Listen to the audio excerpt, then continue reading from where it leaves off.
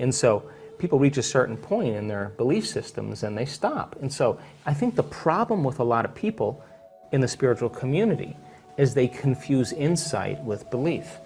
Like, oh, you know, I have anxiety, so the reason I have anxiety because of a chemical imbalance in my brain. That's what my doctor told me. And I get panic attacks, and I got a panic attack on a plane, and I'm afraid of planes and crowded places. And so now that you know that you have a chemical imbalance in your brain, does it heal your anxiety? No.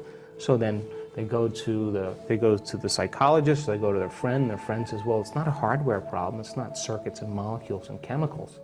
It's a software problem. You know, your father was overbearing, he was a perfectionist, and it's a program, and you know, it's from your past. And the person now has the insight that their father was overbearing. Does it heal the anxiety? But they will see that as a belief, like my father was overbearing. What they're really saying is, I am this way because of this past experience. So then they go to the psychic, and the psychic says you were burned at the stake in Carcassonne in the 1500s, you're a charismatic Christian, the memory's burned in your soul.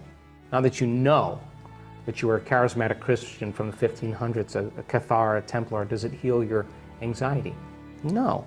So then you go to the astrologer, and she says, you know, Mercury's in retrograde, don't leave the house for 6 months. It's the reason why the way you are.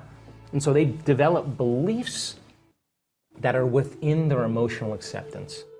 And so then they build more beliefs within those emotions, which means I still don't want to change. The insight doesn't change anything, because people will only accept, believe, and surrender to beliefs or thoughts that are equal to their emotional state, and they'll program their autonomic nervous system into that destiny.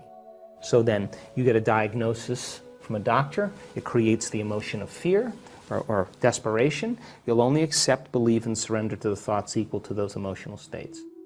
Until you change your emotional state, is it possible for you then to begin to accept, believe, and surrender to the thoughts equal to a new emotional state and bring up the emotion ahead of the experience? Now we're talking about going against conditioning.